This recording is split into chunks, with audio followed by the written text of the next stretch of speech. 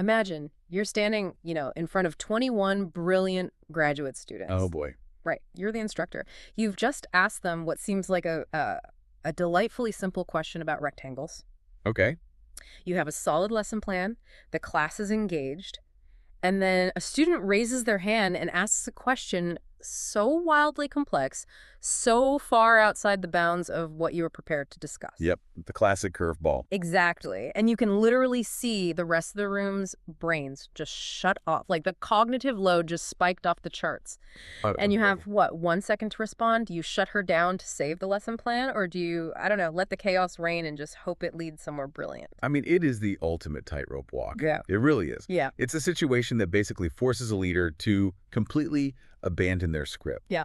And rely entirely on reading the room. Which is exactly what we are focusing on today. We're diving into a really fascinating 2018 research paper by Alan Pinto, and it's called Math Teaching as Jazz Improvisation. That's a great title.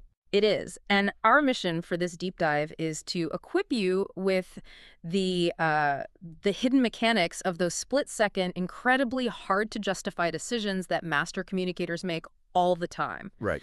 The paper specifically examines this renowned university math instructor, Alan Schoenfeld, and we are going to unpack exactly how he navigates a room full of competing needs in real time, without completely losing his audience. Yeah, and it's brilliant. So, okay, let's unpack this. Why is teaching, leading any group of lines for that matter, exactly like playing jazz? Well, the paper grounds this whole comparison in a quote from Schoenfeld himself. Okay. He's been teaching mathematical problem solving for, over 3 decades. And he describes his process as highly principled but not determinate. Highly principled but not determinate. Right. That phrasing is so crucial because it means he operates with incredibly strong rules and goals that guide him. But, those rules never dictate a single quote-unquote correct next move. Right. So there isn't just some instruction manual that says, if student asks X, respond with Y. Never. I mean, the human element just makes that impossible. Yeah. So Schoenfeld directly compares the dynamic to jazz improvisation. And to illustrate this, the researcher, Alan Pinto, brings in this famous concept from the legendary jazz trumpeter Miles Davis. Oh, I love this part. Yeah, he basically said, it's not the note you play that's the wrong note. It's the note you play afterwards that makes it right or wrong. Wow, that reframes the entire concept of a mistake, or a disruption. Yeah, great. When you're running a meeting and someone completely derails the agenda, it's not about preventing that weird note from happening. It's about how you, harmonize with it after it's played. Right. If a student throws out a wild idea, it is just a new note in the song. Yeah. The instructor's next move determines whether that note becomes, a beautiful new melody or just a screeching dissonance that ruins the experience for the rest of the band. Right, right. But to understand how a master like Schoenfeld actually decides on that next note, we really have to look at the invisible architecture behind his decisions. He uses this specific framework to evaluate his own classroom environment. And that's called the TRUmath framework, right? Yep, TRUmath. Which stands for Teaching for a Robust Understanding of Mathematics. And I want to spend some time here, actually, because this framework is kind of the engine for everything that happens next. It really is. Mm. It outlines 5 vital dimensions for a productive learning environment. So think of these as 5 core principles he's constantly trying to satisfy, all at once. Okay. Dimension 1 is the richness of the mathematics. Right. Are the concepts deep, meaningful, and conceptually connected, rather than just, rote memorization? So we're not just doing flashcards here. We're actually exploring the underlying logic. Exactly. Yeah. Then dimension 2 is cognitive demand, or what educators often call productive struggle. Productive struggle. I like that. Yeah, you want the task to be challenging enough to force growth, but not so insurmountable that it causes total paralysis. The Goldilocks zone. Basically, yeah. Mm. Now, dimension 3 is equitable access. This asks, can everyone in the room actually participate? Ah. Right? Is the content accessible to the entire group, or just the loudest or, most advanced voices? Which is something you encounter all the time outside of a classroom, too. Oh, absolutely. Like if you've ever tried to explain a new software system or, I don't know, a workflow process to a room where half the people are IT experts and the other half can barely open a PDF. Right. You know exactly how paralyzing this tension is. You're trying to keep the experts engaged without leaving the beginners in the dust. That is the perfect parallel. So then dimension 4 is agency, ownership, and identity. Okay. Do the participants feel empowered? Are their ideas valued? Do they feel like legitimate contributors to this intellectual space? Or are they just, passive receivers of information? Right. And finally, dimension 5 is formative assessment. This is basically the leader's ability to constantly gauge where the group's understanding actually is, and then adapt the instruction in real time based on that feedback. Okay, so hearing those 5 dimensions, richness, cognitive demand, equitable access, agency, informative assessment, my mind immediately goes to like a massive audio mixing board. Oh, interesting. Yeah, picture a studio console with those sliding faders. You are constantly trying to get the perfect mix. Okay, I see where you go. But there is an inherent conflict built into this framework. Let's say you push the fader all the way up on the richness of mathematics, right? Yep.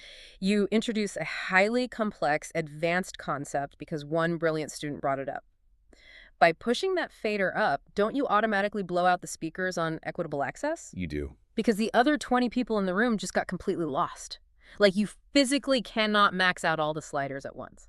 And that structural tension is the core thesis of the paper. Yeah, the TRUmath framework isn't just a simple checklist where you tick off all 5 boxes and, pat yourself on the back. Right. It is a highly volatile, dynamic system of competing priorities. When you maximize one dimension, you frequently threaten another. And the paper focuses on a specific real-world class to show us exactly how this mixing board tension plays out live. So let's get into that classroom scenario. We're looking at a class of 21 graduate students and prospective teachers. Right. And the instructor, Schoenfeld, gives them what is known as the squareness task, which was originally designed by Judah Schwartz at Harvard. Yep. It's a delightfully simple prompt on the surface. Schoenfeld hands out a collection of different rectangles and basically asks the class to define a mathematical measure like a formula that allows you to definitively tell which rectangle is the most square and which is the least square.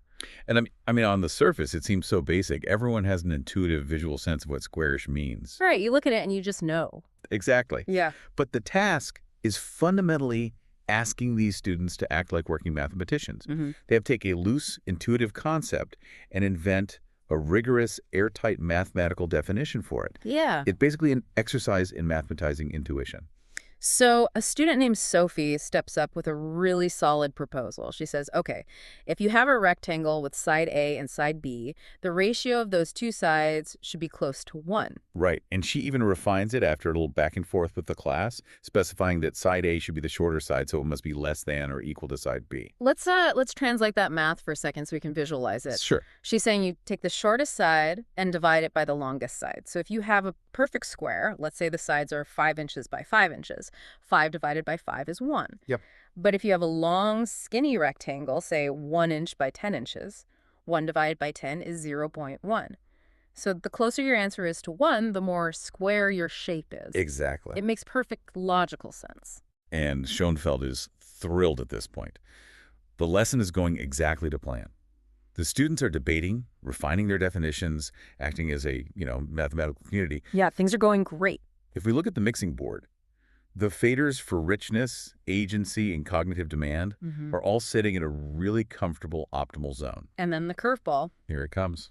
A student named Emmy speaks up. She wonders out loud if Sophie's elegant little measure would work for a quadrilateral that isn't a rectangle. Right.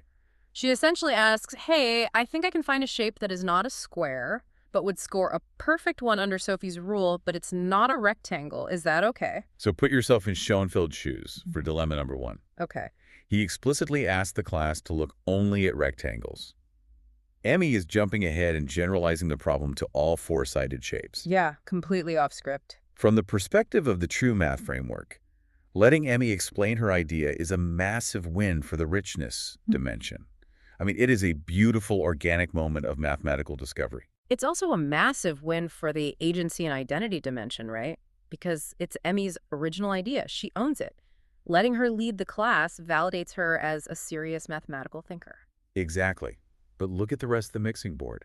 If Schoenfeld pushes the richness and agency faders all the way up for Emmy, he is watching the equitable access fader plummet. Oh, because the others aren't there yet. Right. He knows that exploring arbitrary quadrilaterals is a conceptual step too far, too soon. The majority of the class is still solidifying their understanding of basic rectangles. So the cognitive demand slider spikes straight into the red zone, and the rest of the room essentially checks out because they just can't follow the jump. Exactly. Now, he could flat out reject her idea. He could say, "Great thought, Emmy, but we are sticking to rectangles today." Which happens in meetings all the time. Let's put a pin in that. Yes, and that preserves access for the group and keeps cognitive demand manageable. But it absolutely crushes Emmy's agency. Yeah, totally deflates her. It sends a tacit message that genuine mathematical curiosity isn't welcome if it deviates from the syllabus. So Schoenfeld has to improvise a compromise in real time. So he makes a joke to keep the tension low, saying, "Before I throw Emmy out of class, let's examine what she said." Which is a great diffusion tactic. Yeah, and then he does something very deliberate. He validates her underlying question that it's, always important to ask what class of objects a mathematical definition applies to. Wait, But instead of letting Emmy draw her shape and explain it to the room, Schoenfeld takes over. he does. He says, "Being my psychic self, I think the figure Emmy had in mind was a family of rhombuses." And he draws 2 slanted rhombuses on the board to prove that, yes, their sides are equal, so they score a 1 on Sophie's test, even though they are obviously not squares. So he takes her highly abstract thought and immediately translates it into a concrete visual for the rest of the room. Right. He strictly contains the new conversation around a specific, manageable question. What class of objects does this definition apply to? Okay, wait, I have to push back on this move. Okay, go for it. By taking over Emmy's explanation, by playing the psychic teacher who draws the shapes instead of letting the student do it, didn't Schoenfeld basically steal her thunder? Doesn't that directly violate the agency and identity dimension we just highlighted? I mean, he literally took the chalk out of her hand. That is a really critical observation, and Schoenfeld himself actually noted in the research that this specific move is very hard to justify purely on principle. Oh, really? Yeah, but we have to look at the mechanism of the trade-off here. If he gave Emmy the floor completely, she might have struggled to articulate her intuition clearly. She might have led the class down a confusing, winding rabbit hole that completely alienates everyone else. So he made a calculated sacrifice. He sacrificed a tiny bit of Emmy's agency in that specific moment to protect the equitable access of the entire room. Wow. By actively translating her idea into an accessible visual, he kept the cognitive demand from overwhelming the group. Emmy still gets credit for the breakthrough. He explicitly names the shapes after her idea. But the rest of the students don't get lost in the weeds. It goes back to the jazz metaphor. Emmy played a surprising, avant-garde note. Schoenfeld stepped in and played a very careful grounding chord underneath it to make that weird note sound, intentional and harmonious to the rest of the audience. Exactly. But here is the flaw with Schoenfeld's rhombus compromise. Uh-oh. As with all live performances, a compromise only holds the room together for so long. Right. He bought himself 5 minutes of peace, but by drawing those rhombuses on the board, he accidentally opened Pandora's box for the rest of the room. The students are now fired up by this idea of parallelograms, and they effectively hijack the lesson. Which leads us to dilemma number 2. The students start trying to modify Sophie's measure to account for these slanted shapes. They suggest incorporating angles into the math. They try to create a new formula that multiplies the ratio of the sides by the ratio of the angles. Which gets messy fast. Yeah, and Emmy points out a glaring flaw. She says that new formula separates squares from rhombuses, sure, but how does it order different types of parallelograms? Right. Like, does a skinny slanted shape score higher than a wide slanted shape? And suddenly, the class realizes they have absolutely no idea what they are doing. The paper describes the classroom breaking down into fractured, concurrent discussions. If we use your audio mixing board metaphor, Emmy's idea pushed the cognitive demand fader so high that it created an audio feedback loop. Ouch. Yeah, the math got too complicated, the students lost the thread, and you get that awful screeching microphone feedback. Equitable access is entirely gone. So Schoenfeld sees the facial expressions shifting from curiosity to just pure frustration, so he intervenes. He has to. He physically wipes the board clean. It is a master mute button to save everyone's eardrums. Oh, exactly. He tells the class, "Let's remember the game mathematicians play. We start with simple rectangles, we find a measure that works, and then we ask about parallelograms." Right. He's validating their desire to explore, but he is explicitly forcing the discussion back to the safer, simpler territory of just rectangles. He is steering the ship back to safe waters. But just as he tries to drop the anchor, dilemma number 3 hits. Emmy again. Yes. She is truly the wild card in this room. Literally, the second he cleans the board and tells everyone to focus on rectangles, she speaks up. Of course she does. She says, I have an idea, but I don't know how to turn it into a measure. Her theory is that if you have a given perimeter for a quadrilateral, the square will always have the maximum area. Yep. So she wants to build a formula based on how far a shape's area is from that maximum potential. Which means she is intuitively describing a highly advanced mathematical concept called the isoperimetric theorem. Whoa. Okay, stop right there. Isoperimetric theorem. You're going to have to translate that for me. Because if I am a student in that room and we just barely survived the rhombus disaster, I am already lost. Okay, think of it like building a fence in your backyard. Sure. Let's say you have exactly 40 feet of fencing material. That is your fixed perimeter. Got it. You can arrange that fence into a long, skinny rectangle, maybe 1 foot wide and 19 feet long. That uses all 40 feet of fence, but it only gives you 19 square feet of space inside. Right, very narrow. But if you arrange that same 40 feet of fencing into a perfect 10 by 10 square, you suddenly have 100 square feet of space inside. Oh, wow. Yeah, for any fixed perimeter, the square shape will always capture the most area. Okay, that visualization helps immensely. But in the context of the classroom, this is a nightmare for Schoenfeld. It really is. His stated principles, like the rules he just applied a minute ago to wipe the board, told her to stop Emmy. He just muted the room to protect the confused students. Letting Emmy introduce the isoperimetric theorem risks completely destroying the confidence of the students who are just barely hanging on to the concept of rectangles. Exactly. It is a massive risk to access an identity for the majority of the room. According to his own logic, from 2 minutes prior, he should tell her to save it for later. But he doesn't cut her mic. He doesn't. He performs this massive final pivot and lets her run with it. Why break his own rule? Because of his tacit, in-the-moment sense of the room. The paper points out a critical distinction here. While his pedagogical principles told him to shut the conversation down, his physical observation of the students told a completely different story. What was he seeing? Well, the room was quiet, yes, but it wasn't the silence of disengagement. Ah, this is where we get into the granular physical cues of a room. What is the difference between a confused silence and an engaged silence? Think about it. A confused silence is characterized by people looking away, checking their notes, or leaning back with glazed expression. Right, the I give up posture. Exactly. But Schoenfeld looked at their faces and saw furrowed brows, eye contact directed at Emmy, and people actually leaning forward. They were actively processing. The tension in the room wasn't the paralyzing fear of being lost. It was the anticipation of a breakthrough. So he reverses his own decision based entirely on reading their body language. Yes. But he knows he can't just leave Emmy to explain the isoperimetric theorem on her own, or he'll lose them again. Right. So he provides what educators call scaffolding.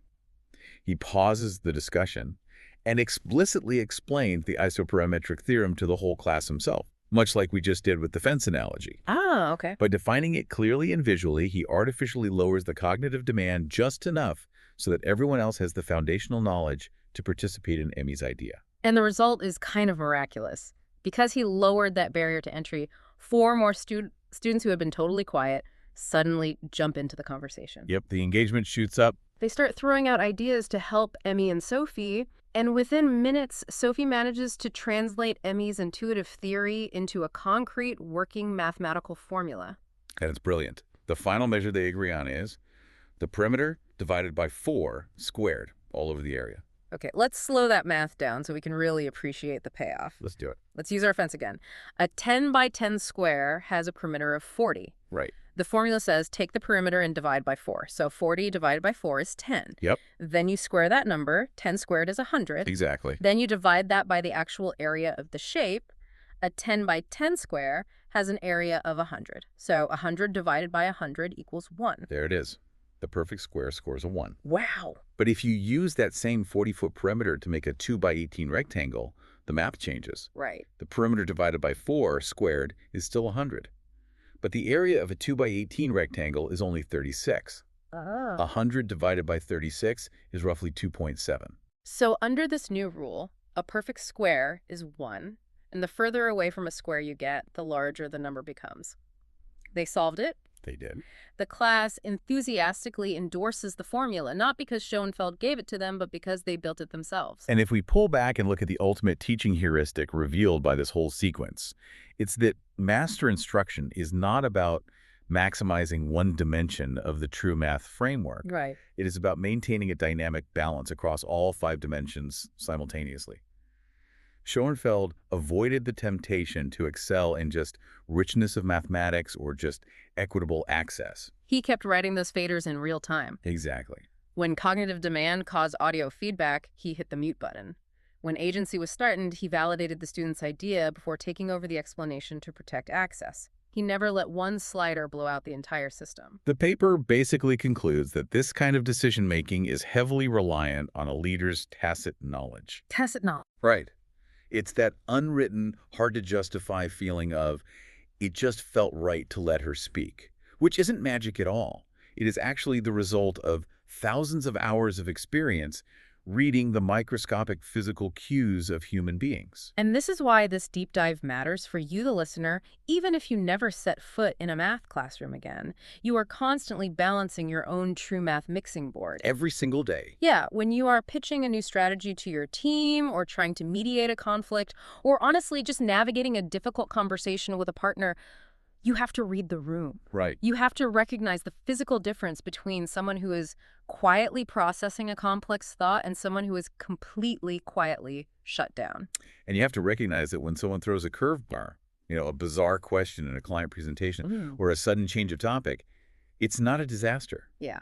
It is just a new note in the improvisation. You have to know when to play the right note afterwards to make that disruption look like a brilliant planned harmony.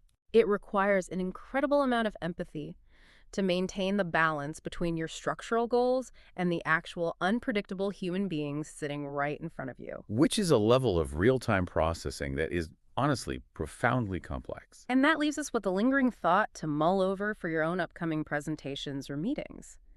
We hear a constant stream of news today about the future of technology, AI integration, and automated learning. Sure do. But if expert instruction relies so heavily on a human being's tacit, in-the-moment sense of the room, literally reading the tension in a furrowed brow and adjusting a metaphorical mixing board on the fly, how will we ever program an AI tutor to truly replicate the deeply human jazz improvisation of a great teacher? Keep reading the room, and we'll catch you on the next deep dive.